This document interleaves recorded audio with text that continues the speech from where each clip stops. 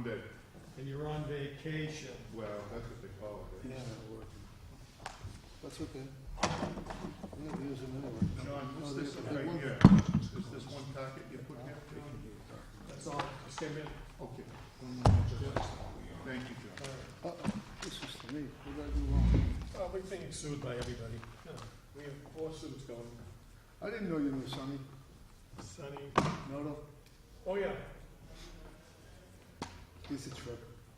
yeah. Isn't he a good guy? Hmm? Sonny? No? Hmm. Love him. Yeah, no, I know him very well. I've been on his boat, Have you? and that's Albacelli's Son-in-law, daughter's well, his ex. daughter-in-law, Yeah, ex, yeah.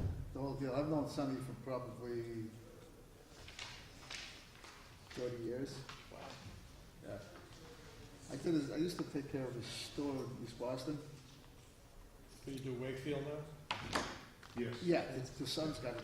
His son and his daughter's husband passed. He and Eska.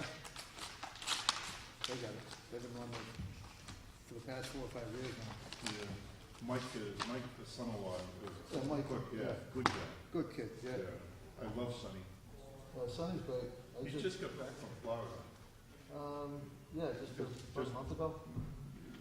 Oh, Yeah, yeah. I just did a bunch of work at his house. Yeah, he's a great guy. Yes. Yeah. I miss him in East Boston. They didn't make. I would go there almost, even when I worked in South Boston, I would go there. I'd go there 3 days a week. Really? Yeah. Something different each time. Yeah, he put that place on the map. You know, he did that.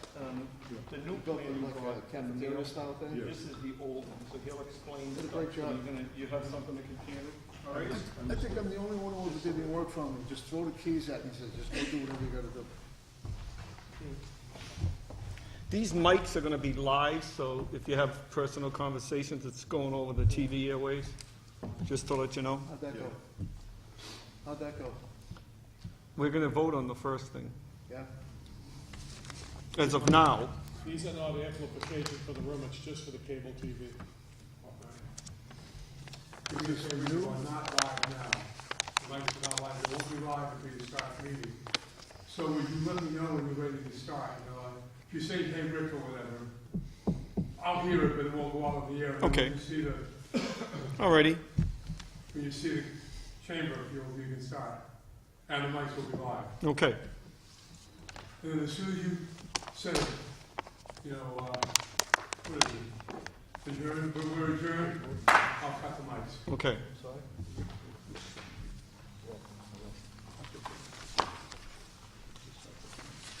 This got surged? I can't imagine why it wouldn't have a surge protector on it. That's kinda odd that they wouldn't, I mean, the people putting it in, that's like normal now to put a surge protector? You're not supposed to do that. But you know what? It's not.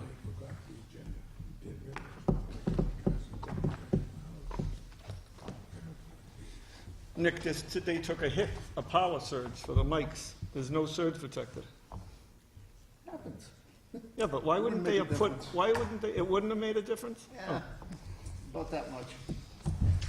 Surge protectors work only if they're on the incoming line, so Yeah. it's a main service, you know what I'm saying? Are they hit by lightning again? I don't know. They lost it the day of the storm, they said.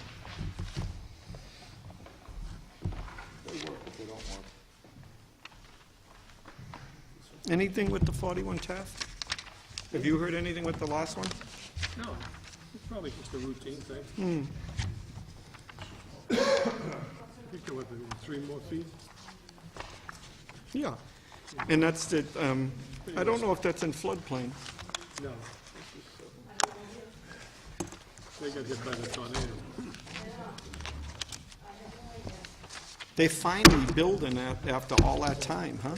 Yeah. It took that long? Well, I think it remained vacant. I'm not sure if they were the original owners, but Oh, someone else could have bought it? I'm not sure if they, let's see. They purchased it in 83. They own it. So they've had it for quite a while. No. Yeah, Eddie Leach was the attorney. It's a long time ago. That's a long time ago, huh? This is the thing. Did the city ever settle with that, or they still got the public adjuster? Beyond me, it's terrible. Place is gonna fall down.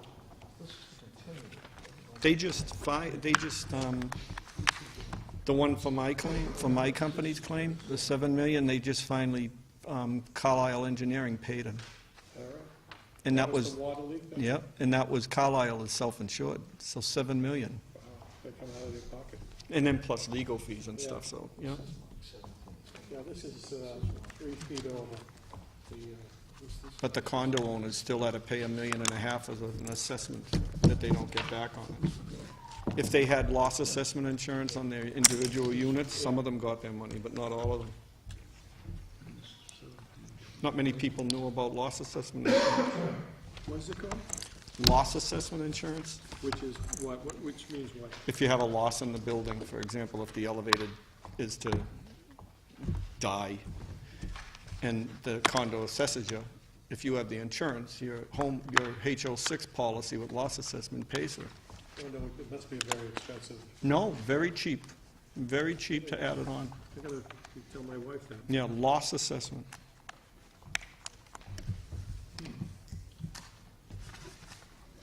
I think 66 units, there was So if they need a new, 64 who had it, and the other ones that didn't have it were the ones that paid. so if they need a new roof, that'll be covered under? If it's because of an incident, you just not if you need a new roof, but if there was a catastrophe, like having the standpipe for the sprinkler system burst, of course, that was a catastrophe, so they did it all.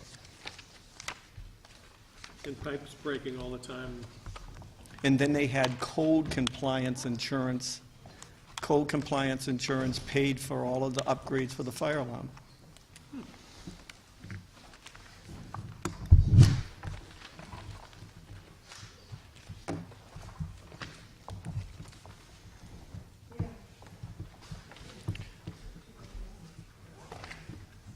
Fire alarm ended up costing $400,000. It's all water soaked and destroyed that way.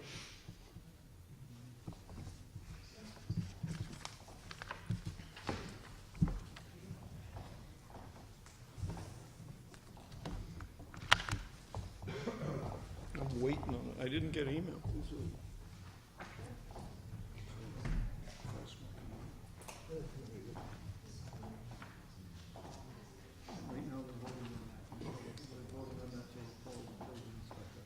Unless something comes up in the meantime.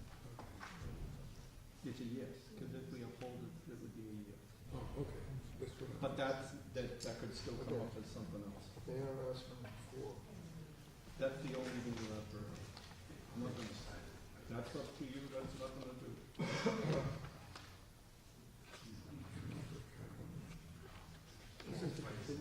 Yeah, and I'm surprised, that's why, Jimmy was gonna find out about that, they're asking for continuance here. That's not part of that, right? we would not grant it until you were voting on it. But that could change. Okay. It could change, I mean, I haven't.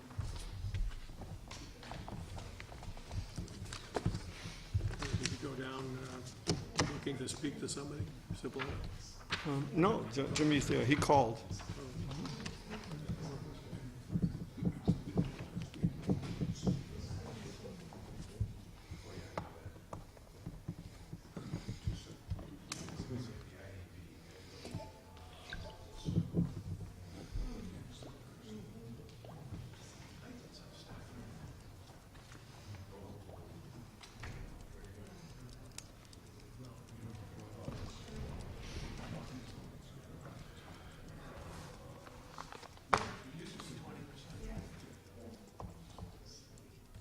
I wonder if John Powers is gonna be here. I haven't heard from him. My phone is dying, too. My phone is dying.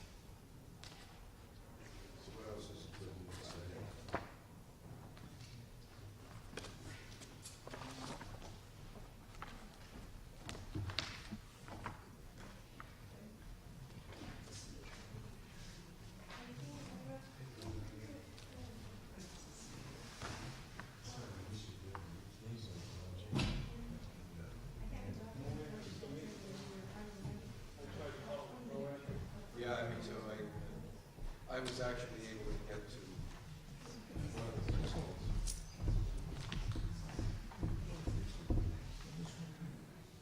That's nothing to do with me.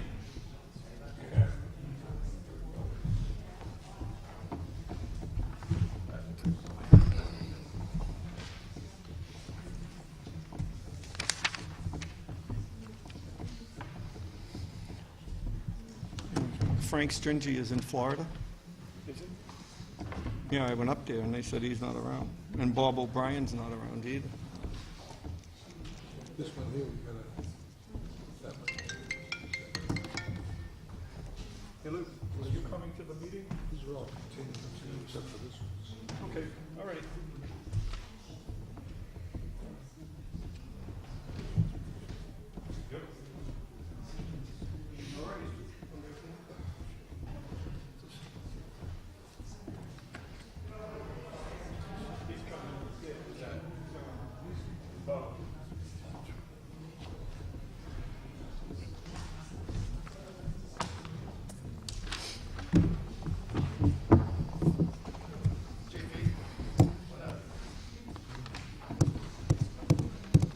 Wow, look at all these people coming in. What's this one? What's this for? Catastrophes?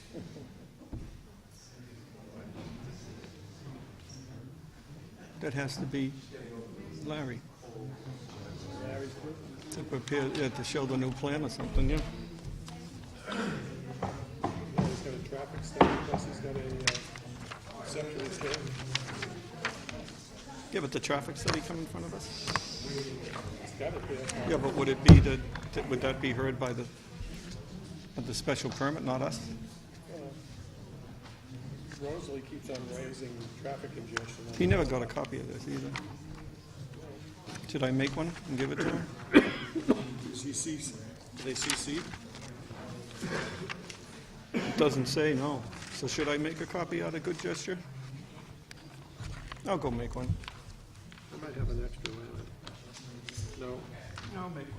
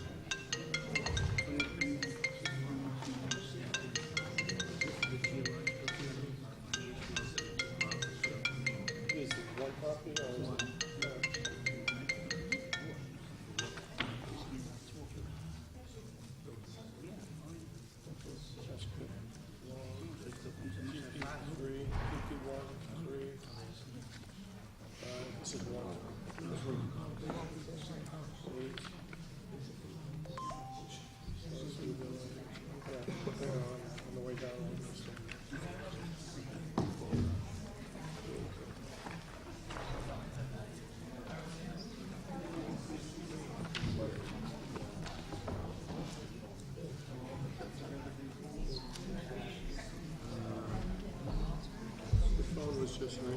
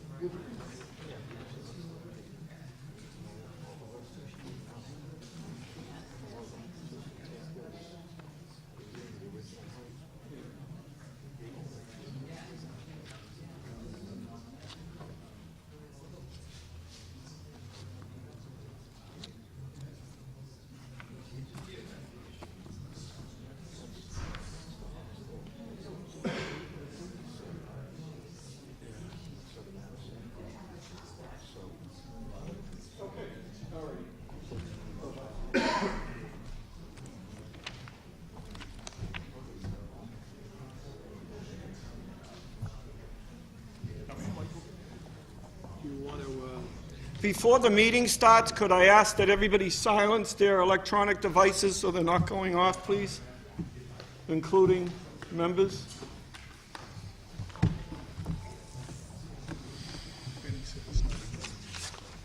I just talked. Yeah.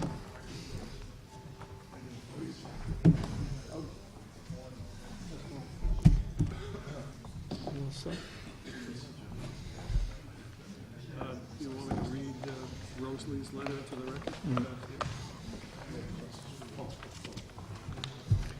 Test 1, 2, 3. Ready? Ready? Rick? Okay.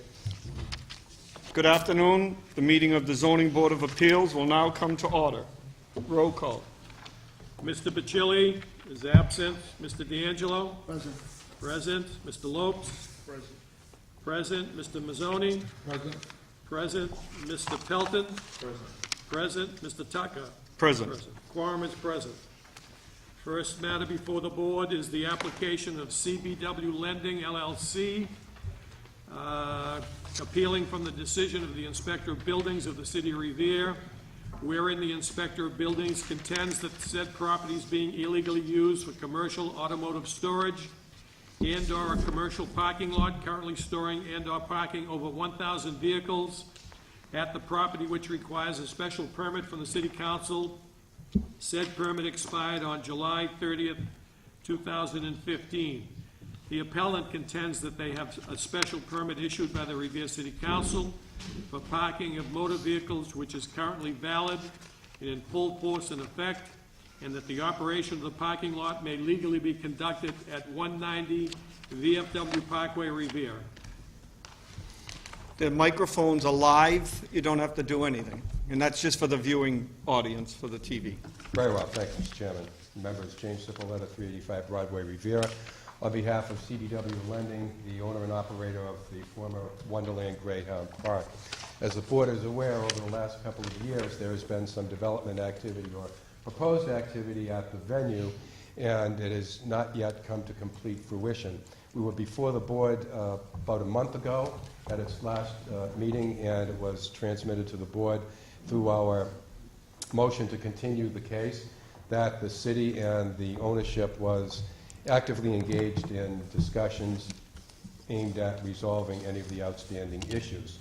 I have filed this morning with the Office of the Clerk and the Clerk of the Chair of the Board of Appeals a further motion to continue this matter on the basis that there is a memorandum of understanding being circulated. It appears that the parties have reached an agreement in principle to put to rest the remaining issues surrounding the use of the property at the former Wonderland Greyhound Park facility. I'm given to understand that this memorandum of understanding is to be signed by the parties on Tuesday, a meeting that has been scheduled by the city for representatives of CBW Lending and the others involved in the ownership of Wonderland Greyhound Park. I'm suggesting, Mr. Chairman, that it is to the benefit of all to continue this one more time to give the city and the ownership the ability to sign up their agreement and put all of the outstanding issues to rest. It's not just the issue that is pending before the Board of Appeals that is live, there is at least one more issue. So I would respectfully request a continuance for one further time. We expect that this matter will be resolved on its own. Thank you. Okay, seeing that this is a public hearing, are there any proponents? Hearing none, I'll close that side of the hearing. Are there any opponents? Hearing none, I'll close that side of the hearing. Up. The ward councilor, Councilor Powers. Good afternoon. My name is John Powers. I'm the Ward 5 councilor. I live at 46 Neponset Street in Revere. I mean, the zoning officer for the city of Revere has issued his opinion that they are parking there illegally. Their special permit that they had expired 2 years ago. It's dead. It's gone. To continue to park cars there, they would have to come before the city council, get a special permit, and then go before the licensing board of this city to have a license issued to them. That hasn't happened. Appeal after appeal, all that's doing is delaying them from, if there's a negative position by this board, they go to Superior Court, but the time keeps running and running, and they keep parking cars down there, making money, and bringing traffic into this city at the expense of the residents of Ward 5 in the city of Revere. There's already been an accident down there with a car from, I believe, Hertz, that they were bringing in there. I have a copy of that, which I can submit to the board to look at. It's wrong. They don't have, they're operating illegally. They have no more right to park down there than I do to go into the bank and say, give me $100. It's wrong. And I ask this board to not issue any more continuances. I don't know anything about a memorandum of understanding. Apparently, the attorney has more information than the city council does. So I would ask that there be no more continuances. And if they go to Superior Court, or if you rule in their favor, that's one thing. But they shouldn't be just have continuance after continuance. They're just dragging it out, stalling it, and making money at the expense of the residents of this city. Thank you. Okay. Are there any other opponents? Hearing none, I'll close that side of the hearing. Any members wish to speak? This is only on the motion, right, to continue? This is, okay, not on the merits. Do I understand that correctly? No, the merits. The merits. This is on the merits as well. Well, then I'd like to be heard on the merits. Okay. But I would like to be heard on whether or not the board is amenable to continuing the hearing first. We will not decide that until the end of the meeting when we vote on everything. Okay. So there would be a motion to uphold the building inspection's decision. So then, on the merits, Mr. Chairman, I'll summarize what's in the application and expand on it a little bit more and fill in perhaps for the board and also the city councilor what the facts of this case are. As the board well knows that for many years prior to the closing of Wonderland Greyhound Park, Wonderland was utilizing its parking lot for, no surprise, parking. And part of that parking was used for activity associated with racing, and the other part of the parking lot was used, number one, for commuter parking, and secondly, another part of the parking lot was sectioned off for storage. And for the longest time, the ownership had a special permit to operate the commuter parking, which was separate from storage of motor vehicles ancillary to the use as a racing establishment. When the MBTA built its facility, the city and Wonderland agreed that Wonderland would back off of the commuter parking so that the MBTA could utilize its garage and offer that to the motoring public. That did happen. When Wonderland finally closed, we were asked to go to the city council to apply for a special permit, something that we did not have to do for the 15 years prior thereto. And it was suggested that since Wonderland had closed, even though it was a parking lot, we couldn't park there because we didn't have an active use at the site. Well, we did that. And that was probably 2013 or thereabouts. As part of the presentation to the City Council at that time, the ownership had a number of different development plans and was hopeful that Wonderland would be developed and it would not be used for parking ad infinitum. The circumstances were such that the prevailing winds bowed against us, and they were not able to develop or sell to a developer as quickly as they had planned. The City Council granted the license to park the cars, and we applied to the Revere License Commission for a license for 750 cars. And we paid the $25 per space for that number of cars during that course. The City Council, adopting the optimism of the ownership back in 2013, that it had hoped to develop Wonderland or sell it to a developer in 2 years, put a condition on the license that it would expire in 2 years, which would have been 2015. 2015 comes and goes, 2016 is halfway through, and somebody opens the file and says, wait a minute, this is a special permit that should have expired in 2015, although you're still parking cars and doing what you've been doing for 20 years. This year, or I'm sorry, last calendar year, 2017, the building inspector served a cease and desist upon the ownership, asking them to stop parking cars because they did not have a valid special permit, that they would have to go back to the City Council. Our research and reading of the statute and the case law that under the statute is contrary to that position. Our position is, and the courts have held, that you cannot put a sunset clause on a special permit. A special permit is a special permit until such time as you call the applicant or the permit holder of that license to the body issuing it, being the City Council, and have a hearing as to whether or not that special permit should continue in force or should be revoked or somehow amended. That didn't happen. There's case law on that. I think I put it in my application. Hoppengarden versus Board of Appeals. That's 1984 from the Appeals Court. 17 Mass Appeals Court, 1006. Also, Lovisab Building Corporation versus the Planning Board of Bellingham. That's 454 Mass 123. That's a Supreme Judicial Court case. All we were asking for is the ability to keep doing what we were doing, or give us the due process of having us come up and say we're going to visit whether or not your permit actually is alive. In the interim, and as the board has probably been informed, we were before the License Commission on this matter, we've been before the Board of Appeals on this matter, and the city has been all along talking to the owners of Wonderland about taking care of the outstanding issues. One is the demolition of the building, which did start in the summertime and was proceeding, and at some point it was discovered that there was asbestos in the building and that had to stop. DEP intervened in the process, and we are now at the third level of proceedings at DEP, and they have a cease and desist on bringing the building down.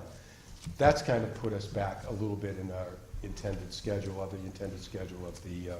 the ownership. But all along, the ownership in the city have been talking about putting this matter behind them and coming to a global resolution of both the licensing and the special permit issues. I was given points that were agreed between the city and the ownership. They came to me by email. There's a memorandum of understanding that's being circulated by which all of the issues should be put to rest by, they tell me, a meeting that's supposed to happen on Tuesday. That's why I had asked for the continuance. On the case on the merits, I would just say, as I had said to the building inspector and to the honorable counselor who had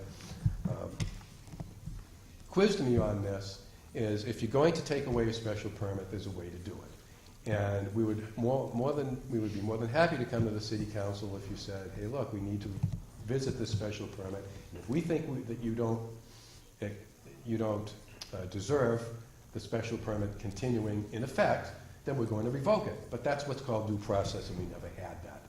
So that's why we ended up here, all against the backdrop of the city and the ownership negotiating and coming to agreements to solve their problems. But I will say that as the action of the building inspector flies in the face of the due process rights of the permit holder, he was a little bit out ahead of himself, and to give the cease and desist was not done lawfully. And I would ask the board to so find. Thank you. Thank you.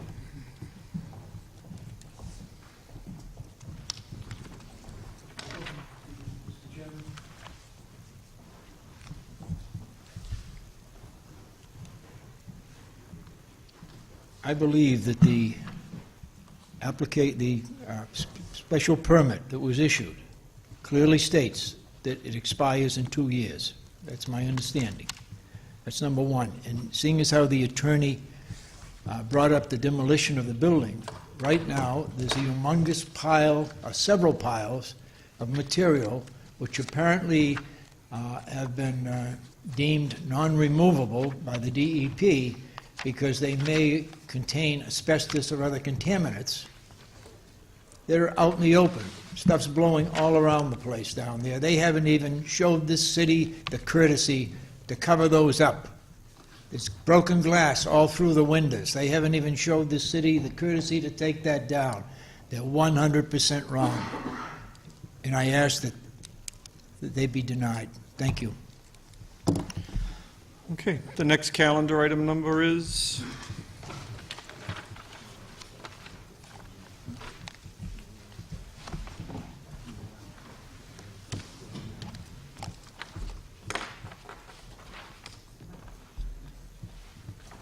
The next matter before the board is application A1728, the application of A Chara Development, LLC, 30B Railroad Street, Revere, requesting the following variances: minimum front yard setback, minimum side yard setback, minimum rear yard setback, maximum floor area ratio of 3.0, minimum parking requirements, tandem parking, as well as grade of 8% for the enclosed driveway for residential apartment use to enable the appellant to raise the existing commercial structures and residential dwelling, to construct a 145-unit residential structure with 2,500 square feet of restaurant and retail space with 174 parking spaces at 327 Revere Beach Boulevard, Revere.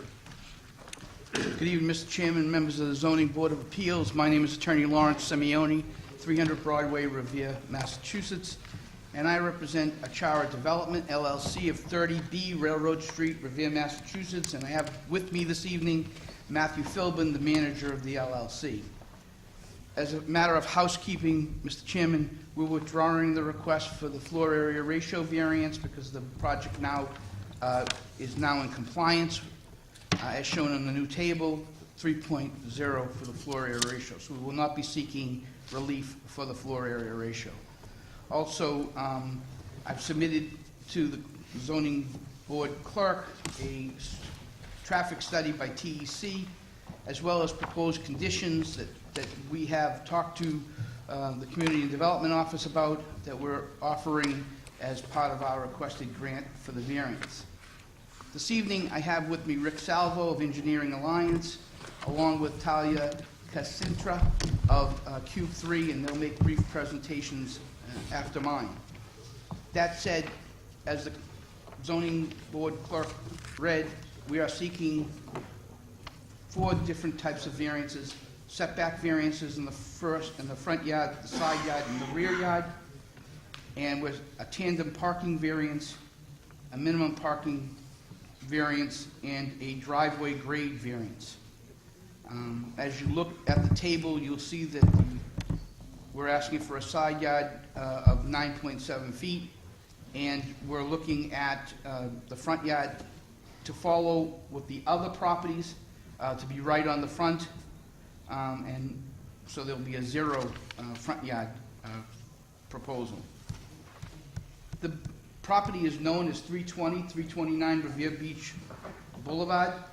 It's located in the RC1 district. It's approximately 49,118 square feet, 1.13 acres. It has 3 non-conforming structures thereon. The non-conforming structures consist of 2 commercial buildings and a 2-family dwelling. These structures are non-conforming because as you look at them in the site plan with the pre-existing conditions, you'll see that the structures themselves all violate the front yard requirement of the RC1 district. 2 of them violate the side yard requirement, and I believe all of them violate the rear yard requirement of 30 feet now in that district. All 3 of these structures, given the lots that they sit on, fail to have minimum parking for the proposed uses that they have. So they are non-conforming as to parking as well. The project we propose is to construct a 6-story mixed-use development with about 2,500 square feet of commercial space, 145 residential units.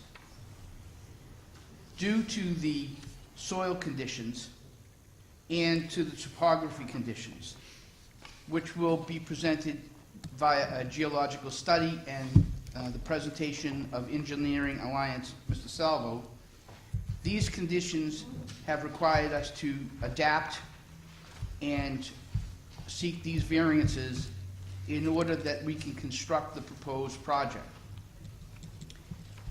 The existing project, as I told you, is a mixed-use project and will require a special permit from the City Council with respect to the mixed-use aspect as well. The 145 units consists of 79 one-bedroom and studio units, which represent 55% of the project. 61 units will be 2 bedrooms, which represent 42% of the project. We have 5 3-bedrooms, 1 on each floor, represents 5% of the project. Currently, we're providing 188 spaces, which puts us at 1.35%, which is greater than required under the TOD district, which abuts our property.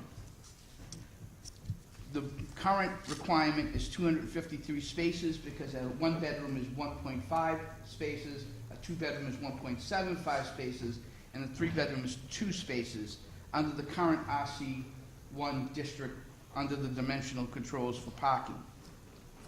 We're proposing, as part of the project, a shuttle service.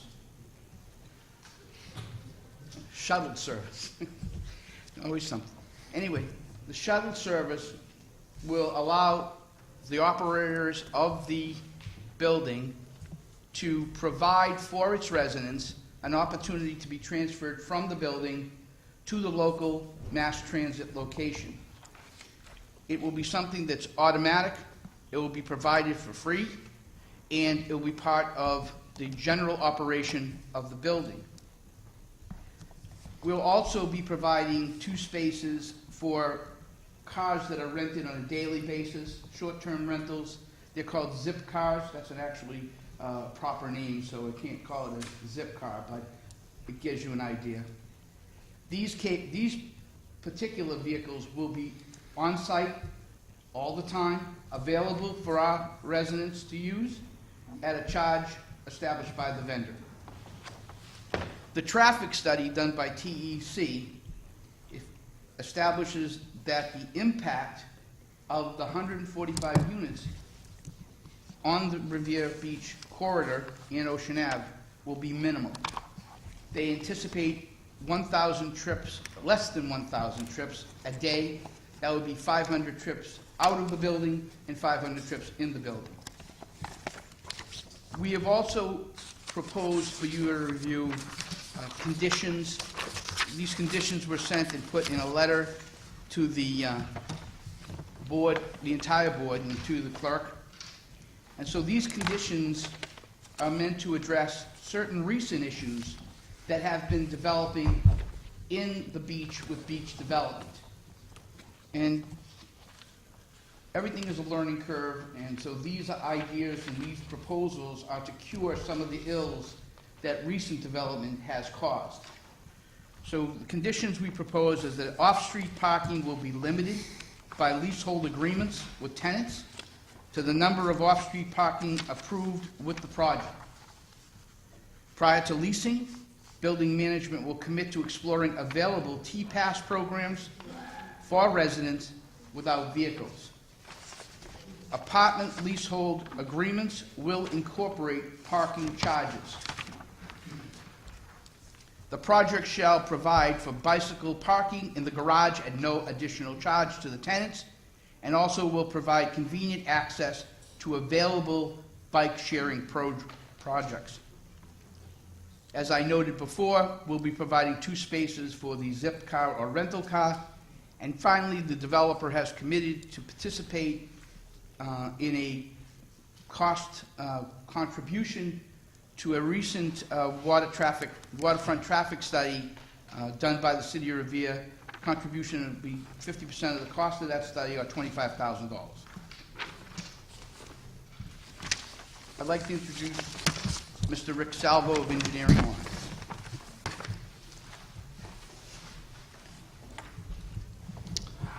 Thank you, Mr. Chairman, members of the board. For the record, my name is Rick Salvo with Engineering Alliance, office at 194 Central Street in Saugus, Mass. If I can pull this off. Good. I think everyone's fairly familiar with the location of the subject property. I pull this aerial graphic up just to orientate ourselves. Revere Street is at the bottom of the page. Revere Beach Boulevard runs up and down the page, and the subject parcel right here is comprised of 1.13 acres, and it also makes up about 9 tax map parcels. The site's currently occupied by 3 buildings, I think, as most people are aware. The former Boulevard restaurant right here, which now is a sign of Marco's Tacos on it. Can I just cut you short for Yep. a second? For the viewing public, it's on the screen as well. If you feel I have to, you can turn that because we can see the screen. So why don't you turn that to the audience? Okay. And then we can see it through the TV. We also have copies of ourselves. Perfect.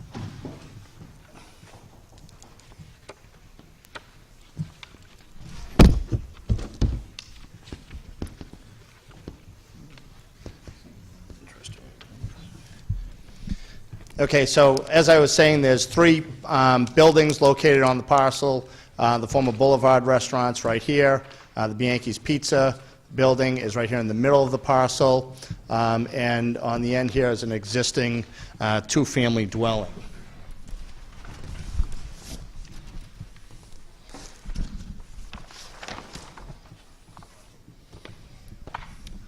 If I put up the survey parcel here, this shows the 9 tax map parcels. The 3 buildings are highlighted in brown, as you can see.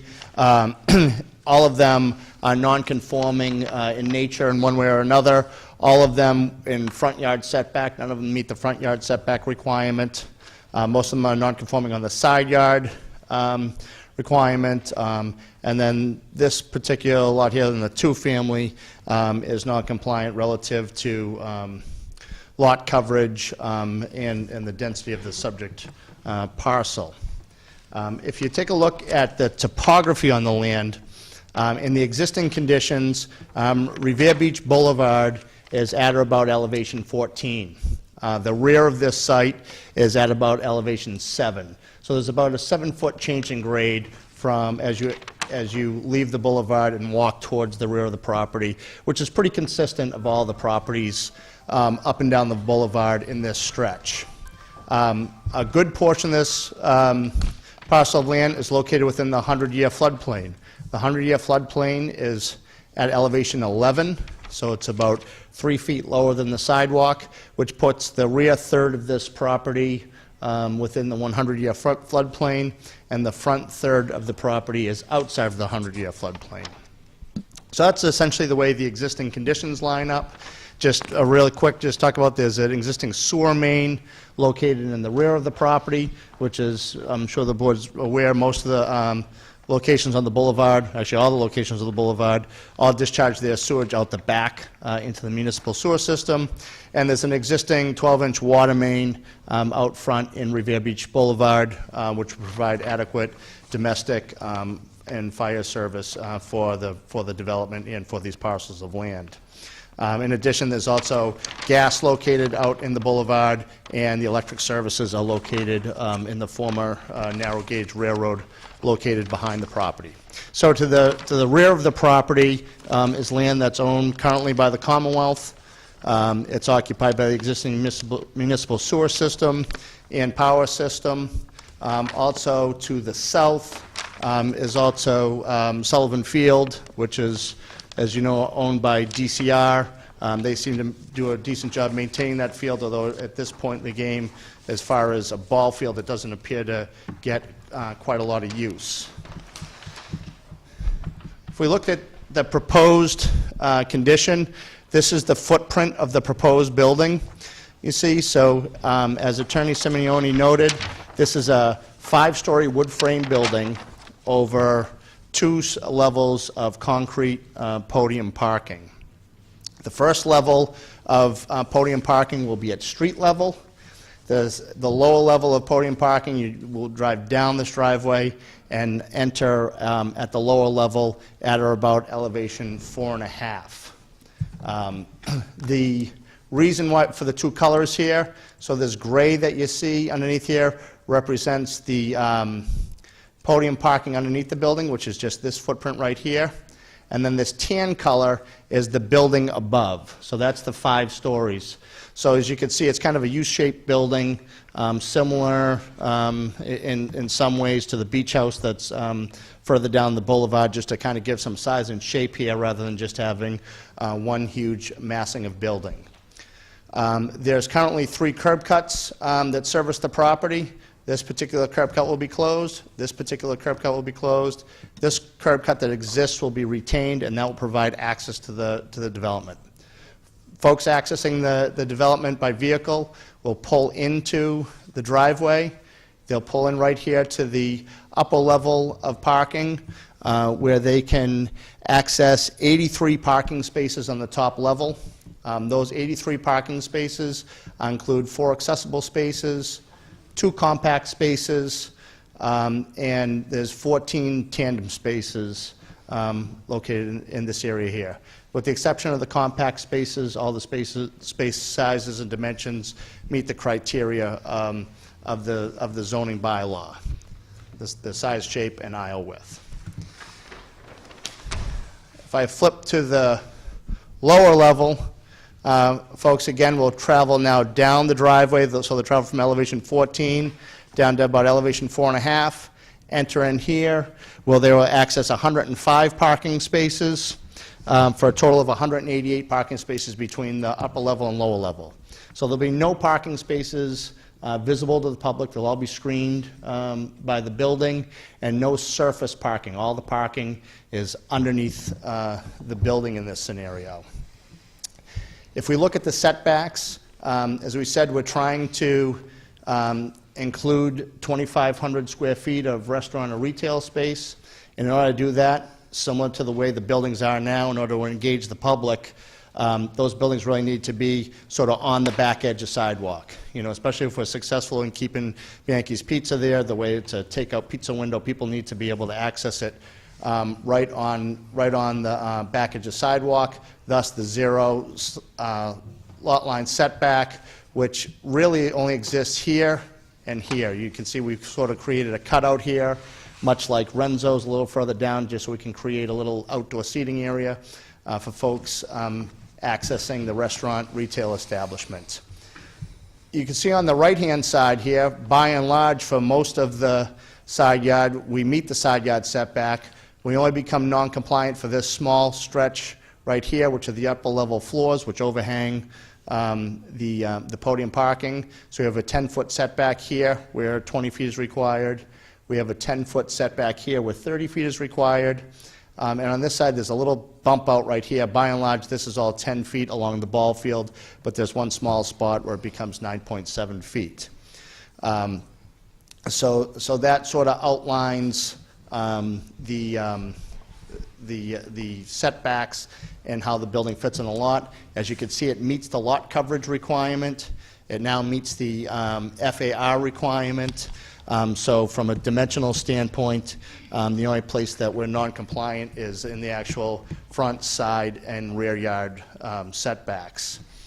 I think it's important to note, but I don't really want to spend a lot of time on it. In terms of stormwater management. That's nothing to do with it. Okay. We don't need to. Well, just real quickly, we're managing the stormwater on site, and we're significantly reducing the rate of stormwater runoff that exits off this property. We also need to go to the Conservation Commission, and probably that topic will be better discussed at the Conservation Commission. Obviously, our utilities will be connected, like I mentioned in the beginning of the presentation, to the existing sewer main in the back, the existing water main in the front. Obviously, there's 3 criteria by which this board focuses for the issuance of a variance, and that's lot shape, topography, and soil conditions. We did submit some information. We had extensive soil testing done on this property by Haley and Aldrich. There's some organics that you see in those borings, which will need to be excavated out. And this building, that will enable us to set this building up to be more of a traditional construction on spread footings. And obviously, the higher groundwater table here prevents us from going further down into the ground, to put additional parking below the groundwater table, which really can't be done. And the organic layers in there really prevent us, or make it very difficult for us to be able to go up with a high-rise building. So for many reasons, a low-rise building makes a lot of sense for this particular property. A low-rise building is anything under 70 feet by the state building code. As you know, the height requirement in the zoning district is in excess of 100 feet. We also have a change in grade through the property that we have to deal with, and that causes the building to be stretched out, which causes the need to be able to, and this is where the lot shape comes into play, as well as the topography, to extend this building, to encroach into the rear yard setback, so we can get from the front grade to the rear grade to be able to access both garage levels. That's essentially the way that the site lays out. And I think, just quickly here, I think it makes sense where we have a building that's already been mostly designed to turn it over to the architect just to run through the look of the building and the height of the building and the skin of the building? Or We don't need that. you don't need that? Not at all. Thank you. Okay, thank you. So, Mr. Chairman, to sum up, the one point that I'd like to have the board understand is that in order to do the mixed-use building, we're going to need to go back to the city council and gather their votes. We've been working with the St. George. Unfortunately, I understand that my client tells me there was a death in the manager's family, and that's delayed our ability to speak with them. But they're looking at things like exterior of the building, streetscape, which has been advanced by the Community Development Office, and also our desire to keep Bianchi's. I think it's part of history. Bianchi's has been there since the 1950s with Joe Nemo as original developers of commercial property on the beach. So that said, Mr. Chairman, if the board has any questions, we stand ready to answer. Thank you. Seeing that this is a public hearing, are there any proponents? Anyone in favor? Mike, You ask the questions after. Are there any proponents? Hearing none, I'll close that side of the hearing. Are there any opponents? The ward councilor would be able to speak first, please. Mr. Powers, if you have something to say, please come up to the microphone.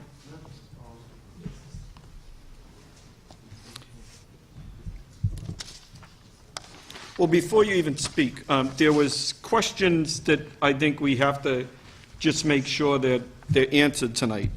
The plans that are in front of us tonight are not the same plan that was presented in the original meeting here. There have been changes, which was stated tonight, but we want to make it very clear that there were changes. One is the floor ratio, which they do not need a variance for. The other is, it went from 174 parking spaces to 188 parking spaces, with 14 being tandem. The last time there was 7. The size of the units and the amount of units remain the same. Just that was a couple of questions that have been asked, and we made it clear that we'd state that. Mr. Powers? Thank you, Mr. Chairman, members of the commission. I'm here tonight representing the people that live in the St. George and the people that reside in Ward 5, and perhaps even throughout the city. My understanding is that, as a matter of right, they could probably put 80 or 90 units down there, maybe even 100. They don't have the parking. I have never heard anyone come before this body or the city council asking for relief for 75 or 80 parking spaces. It's been unheard of. We had a project proposed down at the Cove site, which is off Revere Street, which is part of that bottleneck, I might add. And they come in and they wanted to put 73 units there. They were denied. They were told to put there what you can as a matter of right. This project here includes 5 3-bedroom units. I have a letter here from the Mass Department of Education. You take Randolph to Salem. There's one school in the middle of all of that is over the number of students allowed or acceptable. Right in the middle. The only school out of perhaps 80 schools in that whole area. No one can tell me that anyone that rents an apartment with 3 bedrooms isn't going to bring kids into the school system. The Paul Revere School is already overcrowded. Don't take my word for it, talk to the superintendent. She'll tell you.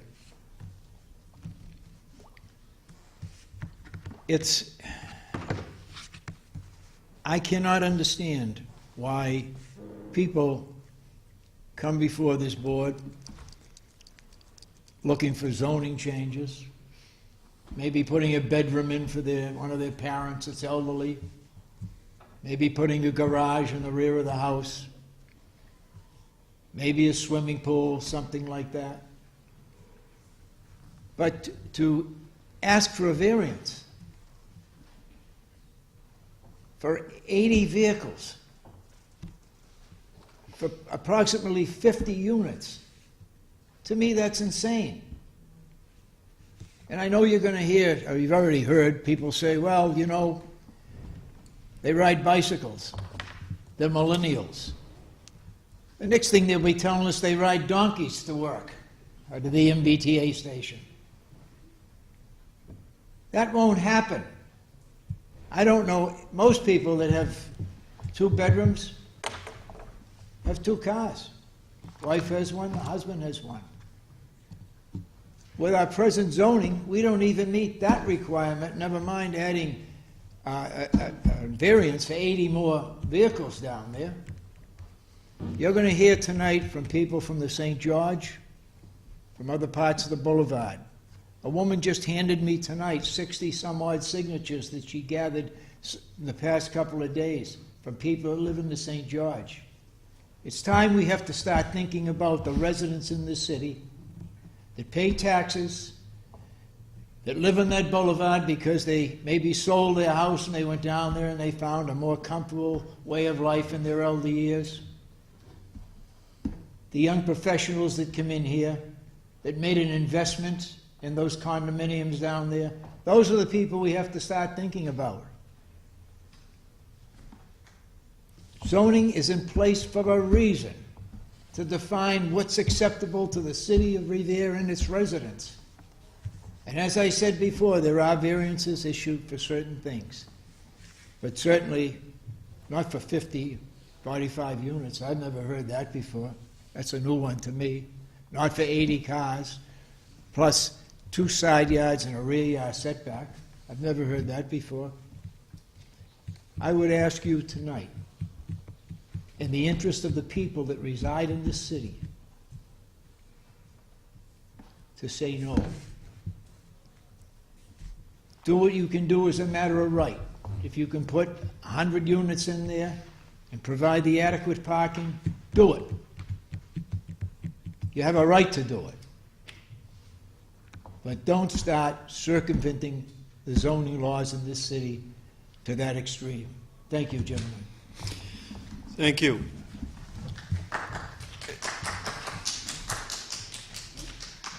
I am limiting the conversations and opponents to the 2 minutes that we always have.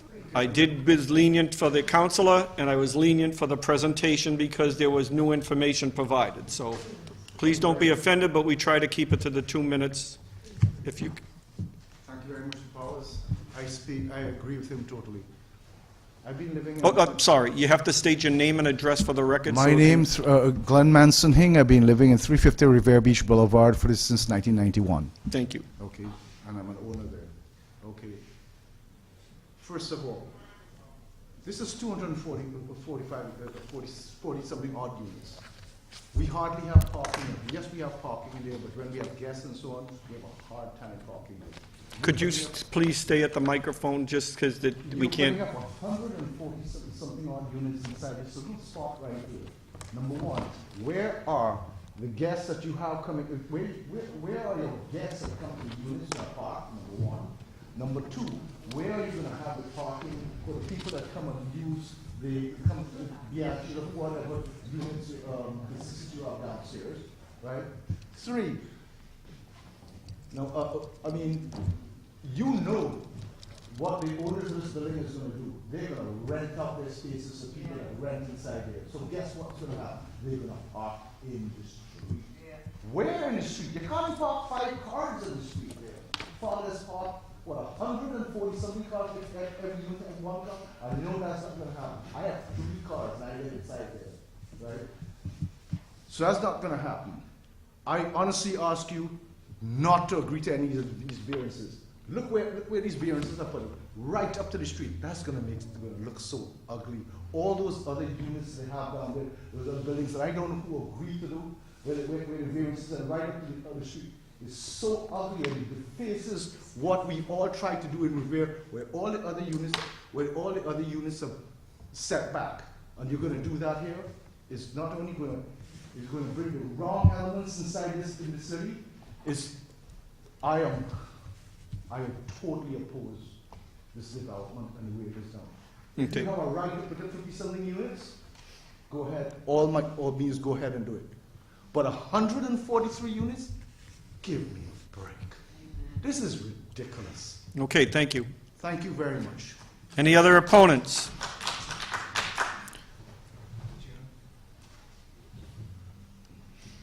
Please state your name and address for the record. Yes, Deborah Habig-Schneck. I'm an owner of 2 units at 350 Riviera Beach Boulevard. And Mr. Chairman and members of the Zoning Board, again on the 27th, the 29th of November, and then in December, I objected. And I objected because, number one, traffic congestion.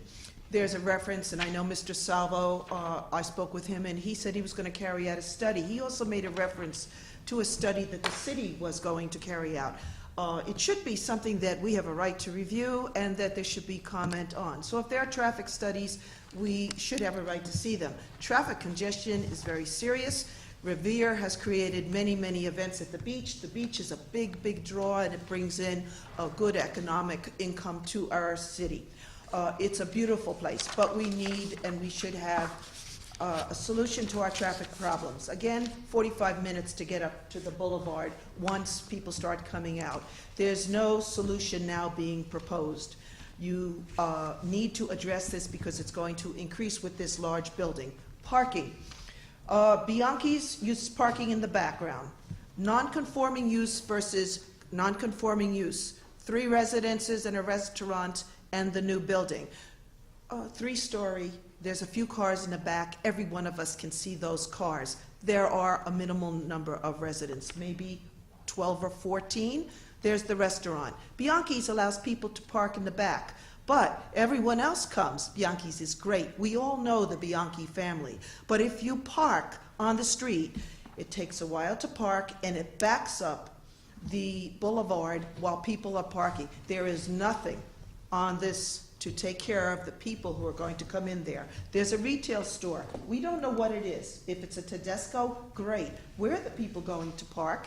You can't park in here. There's no guest parking. We have something like a 20-unit visitor parking at 350 Revere Beach Boulevard at the St. George. There's nothing here. In addition, the traffic studies then have not been shown to us. There's no way of stopping the traffic that goes on to Revere Street. Backing up, we have a new complex further up the boulevard. People are coming down and can't get off in the morning, during the day, especially during beach time. I reiterate and repeat, our fire engines, our fire department, our police, our EMT cannot get up the boulevard. We have a lot of senior citizens who sold their homes and moved onto the boulevard. We need to know that safety is a priority and the board is listening to us. So we have traffic conditions, we have parking variances, and there's a request that we should also consider non-conforming uses. There's soil issues. They're very, very important. Yes, you're going to remove some of that soil and replace it, and it's due to the grade going down. We have a grade going down also on 350 Revere Beach Boulevard, but we also have ample parking for many of the units. We still need, and I have 3 cars also, I have to rent or park in the street. This is an issue. I asked the board to stay any decision until the traffic studies have been reviewed by this zoning board, by the people, and some solution is presented to the people that live on the boulevard to solve our traffic congestion issues. One last issue, I believe under case law that if the building lot is too small and variances are required because of that, this board should not grant a variance and approve the variance. As Mr. Powers rightly said, November 27th, and then it was reiterated on the 29th of November. As of right, a 55-unit building could be built. It's much smaller. I still don't like it, but at least we wouldn't have the number of people ingress, egress throughout the day. I thank you very much. Thank you. Thank you. Are there any other opponents?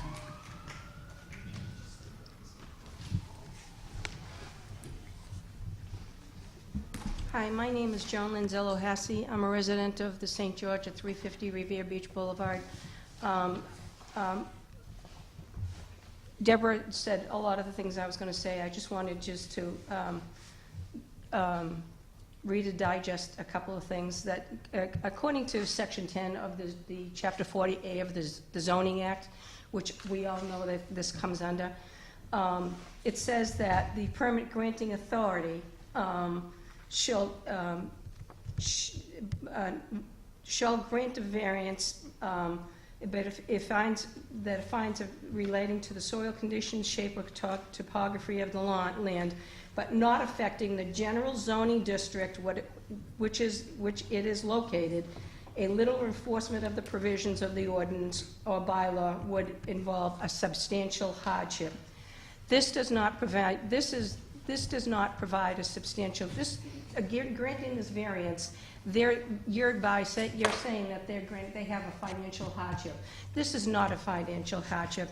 Gentlemen, as you can see from the parcels in question and the topography, little enforcement of the provisions of the ordinance do not qualify or could not be construed as a substantial hardship. This variance is not a hardship. This variance request qualifies as a substantial greedship, and we wish that you vote no. Go with smaller units, smaller sized structure, set it back like everything else. Because something was up on the street before doesn't mean that that they are entitled to have it on the street again. The zoning was changed to prevent that. This is a substantial breach, Chip, and we hope that you deny it. Thank you. Are there any other opponents? An opponent, please step up to the microphone, state your name and address for the record. My name is Teresa Lynch. I live at 350. You have to speak up because Oh, that I'm so- microphone doesn't help you, it just helps the TV. Okay. Right here? Nope, just speak up. Oh, all right. My name's Teresa Lynch. I live at 350 Revere Beach Boulevard, the St. George. I just like to say that I think our beach does not look like a beach anymore. It's starting to look like a monster that's building buildings. We had the most, in America, in our towns, our Revere Beach was noticed as the best beach, but it doesn't look like that anymore. It does not. We have nothing, no nice restaurant to go to, nothing that might be a shop you can shop into, not, I don't mean food or anything, but it looks like there's building after buildings, and it just looks like a monster. It does not look like Revere Beach as it was. It has nothing. You have it, the one in Atlantic City. Ma'am, we have to stick to the zoning, I so know. if you're opposed, you have to say why you're opposed and not anything about the history All of the right, beach. I'm just saying that's Okay. all I want to say. It looks like a monster, the beach. All right, That's it. thank you. Are there any other opponents? Please step up to the microphone and state your name and address for the record, please. My name is Walter Bennett. I live at 350 Revere Beach Boulevard. I own 3 units in the building. The attorney for the developers at zoning before the meeting before the city council back in November promised several of us who were at that meeting who live at the St. George that they would contact us and have a meeting to discuss the proposal. They've not done that. He misspoke today by saying he is cooperating and working with the people at the St. George. Now, it is my understanding, but I'm not even sure if it's true, that he has had, or some of his people have met with a couple of our board members. But we have over 240 units. He has not met with us. We don't know a lot that's going on, and we would like a face-to-face and a meeting before any decisions are made. My gut feeling for the building is we don't know what it actually looks like. We just see the footprint, and it's probably too large. I am concerned about the setbacks that the zoning requires, and it's not that I'd be opposed to construction of a building of some sort. I think it is too large, but he's promised to come and talk to us, and he hasn't done so. So before any decisions are made before this board, I think we have a right to have a face-to-face with these people and see what's going on. Maybe we can work something out. Maybe we can make some suggestions that they would like, and the whole project would be a better project. My basic point is he's keeping everything within a very short leash, a number of people who knows what's going on in the area, and I think he should fulfill his promise. Thank you. Are there any other opponents? My name is Patricia Lloyd. I live at 350 Revere Beach Boulevard, the St. George. I'm opposed to this building coming in primarily because of traffic and also because we're not sure what the soil conditions are. It seems to me we're putting the cart before the horse, that we do not have adequate information at this point to continue on to see the effects this building will have on our beach. And one of the traffic studies that was presented at one of the previous meetings was, I believe, Peabody, which is definitely very different than our area. It's not Revere Beach Boulevard. It was done, I think it was Peabody. And again, the soil conservation issues. I don't think we're getting adequate information prior to the building being built, and I would ask for you to please look for that information before it comes up. Thank you. Are there any other opponents?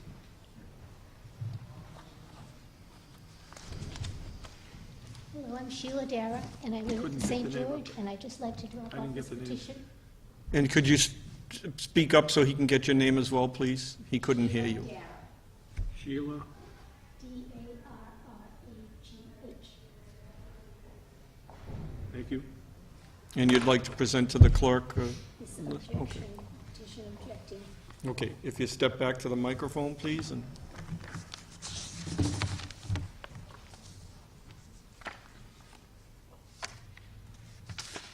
These are all from 350 Revere Beach Boulevard? Yes, they are.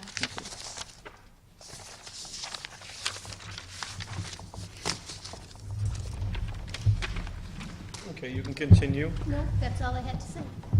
Okay. Are there any other opponents?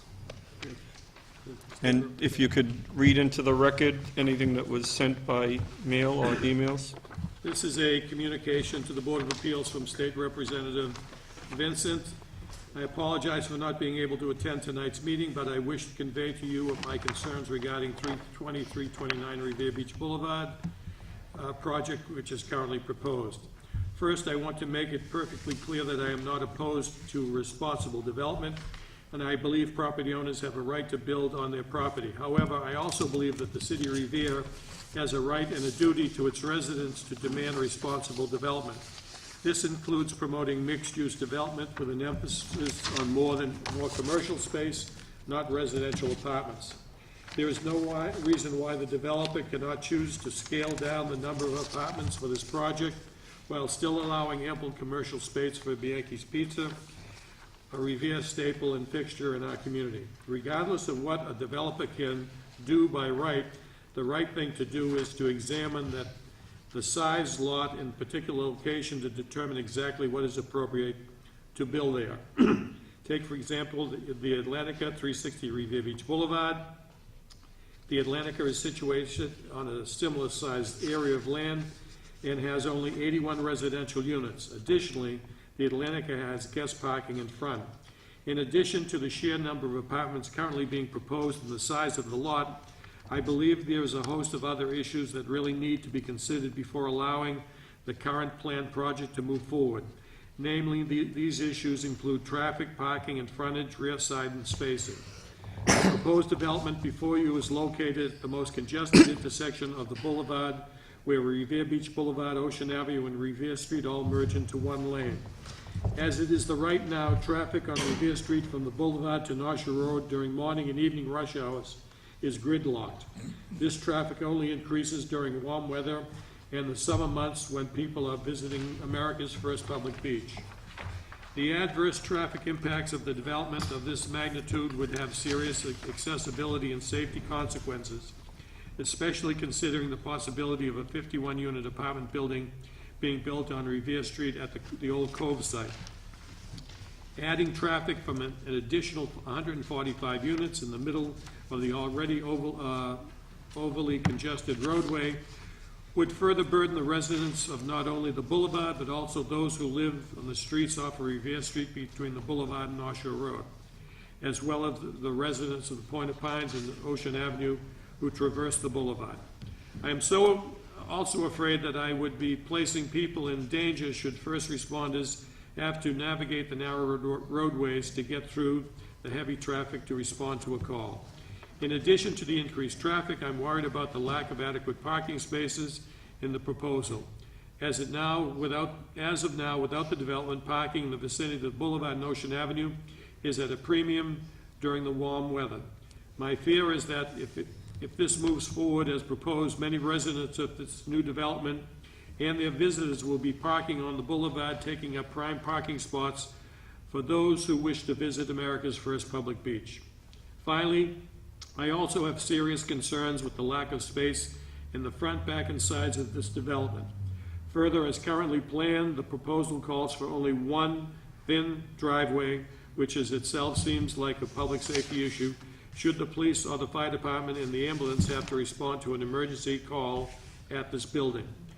Accordingly, the developer's plan, the building would be flush with the sidewalk, the front would not be set back at all, 0 feet to be exact.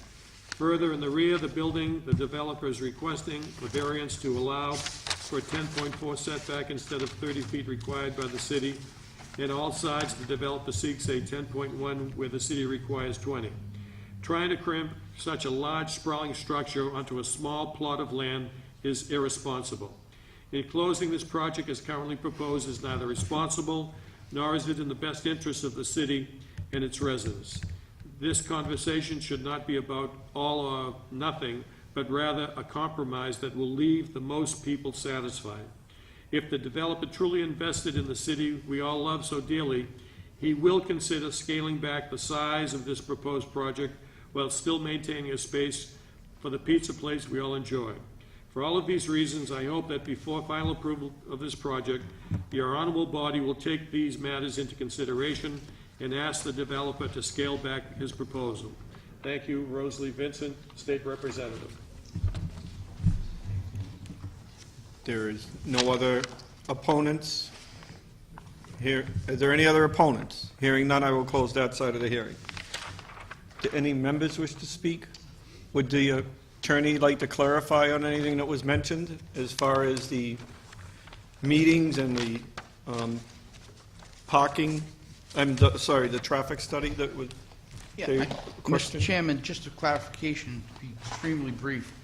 The developer, Mr. Philbin, and his staff have met with the St. George at least on one occasion that I'm aware of. I am not at those meetings, and I know that they've had a couple of meetings with the Board of Directors, of which I was a participant in that discussion. We have been trying to get another meeting. We have been trying for the last couple of weeks. However, the person that we basically speak to just had a death in the family, and that's delayed us from going forward. We are committed to working with the St. George, as we told the Revere City Council, and we expect to wait to meet with them before we go to the council. What was the other thing you wanted? The traffic study. There is a traffic study. The traffic study was presented to the Revere City Council, I believe the last time I was before them at the subcommittee. We had a representative from TEC. She answered questions, not only from the council, from people that were in the audience. And at that point, it became public record because I believe we filed it with the council. So it was always available. Thank you. I have one question, just because it was brought up about the driveway. The driveway is conforming to our current zoning, the driveway width. Am I correct to state that, just to make it clear? That is correct. The driveway complies with the zoning. Not being able to see that, because I have, what is that, the width of that? 22 feet. Okay, thank you. That was my question, just because I didn't catch that till I heard it on the... Yeah, and there was also a request, just for the board's knowledge, that driveway be extended so the DPW and fire department can continue to access the easement in the rear of the property. And yeah, I understood that. I was just concerned about the width, because I couldn't really read that here, and I thought that it was 22, but I wanted to make sure of that, because you can't really see that on here.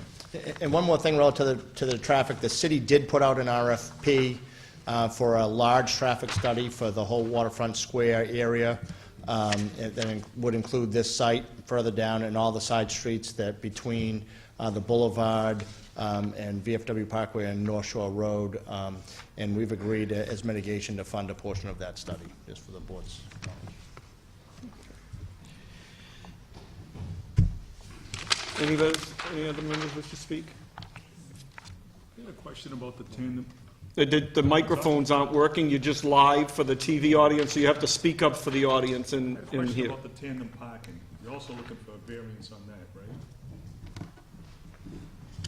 That's correct. In addition to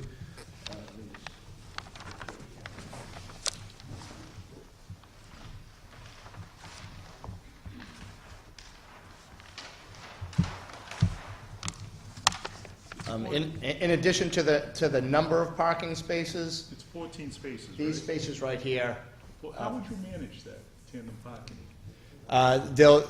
the units they'll be assigned to units, so those will be assigned to two-bedroom units or units that have more than one car.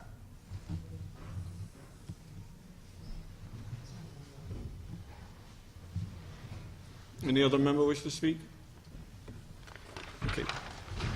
We have one more calendar item number to The next application before the board is application A1801. This is the application of Margaret Cardoni, 41 Taft Street, Revere, requesting a height variance to enable the appellant to construct a two-family dwelling over 30 feet in height at 41 Taft Street, Revere. Good afternoon, gentlemen. My name's Margaret Cardoni. I reside at 41 Taft Street, Revere, since 1983. Been family-owned since that time, 35 years. I've survived the tornado we all had in Revere, rebuilt and brought my house back up to its pre-state, and I was hit with the fire on June 13th. And unfortunately, I lost my property altogether at that time, my building altogether. I have building plans that I've submitted. The plans fit exactly to what I initially had. I'm using the same footprint, and I'm also going with the same look as I previously had and as my neighbors. Taft Street, I've been there a long time. Our buildings, our houses are similar on that side of the street. So I'm just looking to go to the same exact height that I originally had and nothing more. But apparently the height code has changed for the city. So I'm asking if you could please waiver that and allow me to have what I had initially. Okay, thank you. Are there any proponents? Anyone in favor? Hearing none, I'll close that side of the hearing. Any opponents? Hearing none, I'll close that side of the hearing. Any members wish to speak? This is really... Yeah, just one question, Mr. Chairman. The height is exactly where it is right now. Well, unfortunately, there was a fire, but Yeah, it's no, I staying, understand. the height was for the old house. For the old house. Unfortunately, now in order to keep the pitch of the roof the same, they have to comply with the new zoning. The original height was 33. Right. Yeah. Do we wait here today to have your answer? We vote on this, and then you get a letter from the city clerk after that, within the 30 days, is it, John? The city clerk has up to how many days? 14 days to issue 14. the decision. They'll issue a decision to you. So there won't be a decision today? We vote on it, and then the decision will be sent to you within 14 days. And then there's a 20-day appeal. And then there's a period. 21-day appeal, or a 20-day And then appeal. If nobody appeals, they can come into the clerk's office and get their decision certified. Okay. Thank you. First application before the board is the application of CBW Lending LLC, and There is a motion to bring this on to the table, and the motion would be to uphold this decision of the building inspector. the question now comes on upholding the decision of the building inspector. A yes vote is to uphold the decision, a no vote is to not to object to his decision. Go to a vote. Mr. Bacilli is absent. Mr. D'Angelo? Yes. Yes. Mr. Lopes? Yes. Yes. Mr. Mazzoni? Yes. Yes. Mr. Pelton? Yes.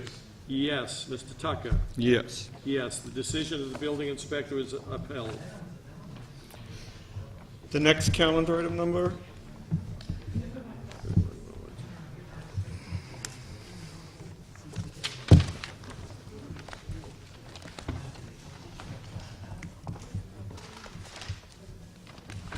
The next matter before the board is to grant the relief requested by the appellant, HR Development Company, specifically front, side, and rear setbacks, tandem parking, driveway grade, and parking. Question comes on granting the relief requested of the appellant. Mr. Bacilli is absent. Mr. D'Angelo? No. No. Mr. Lopes? No. No. Mr. Mazzoni? No. No. Mr. Pelton? No. No. Mr. Tucker? No. No. It is denied. Variances are denied. Next calendar item number? The next item is application A1801 of Margaret Cardoni, requesting a height variance. Question comes on granting the relief requested by the appellant. Mr. Bacilli is absent. Mr. D'Angelo? Yes. Yes. Mr. Lopes? Yes. Yes. Mr. Mazzoni? Yes. Yes. Mr. Pelton? Yes. Yes. Mr. Tucker? Yes. Yes, this variance is granted. Next meeting? The next meeting will be on March 28th at 4 p.m. This meeting is adjourned.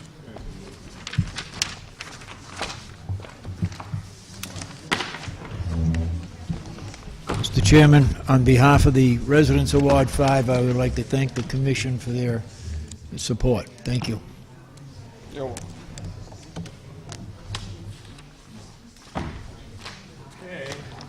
See you on the, you're gonna take these nameplates? Yep. You're going away, so I'm sorry? you're going on vacation. No, I'm actually going to work on the house before. All right. So I'm going to be before Charlotte. So the 28th is okay with you? Yeah, that's fine. I'll be back by March 8th. I'm leaving the 22nd. I'll be back by the 9th, but by the time we get the application. Yeah, it'll be 2 hours. Yeah. Yeah, I'll be in Port Charlotte. Come on by.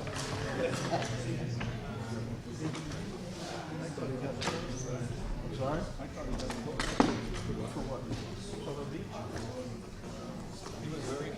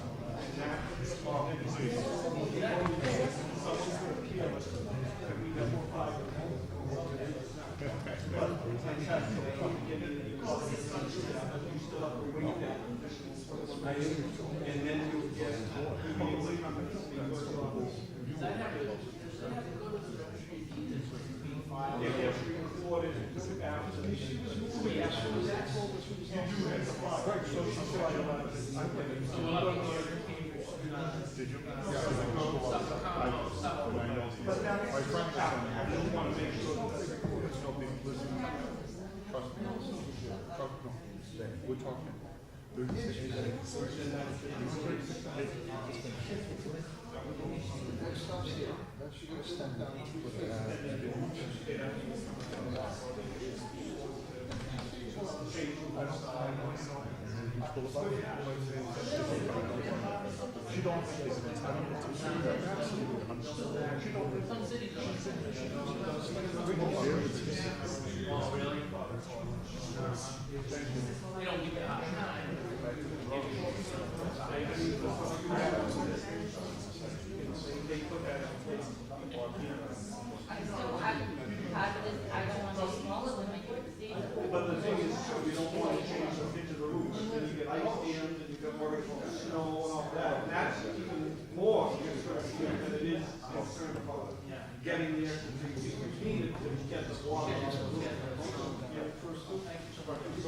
Yeah, that was fun.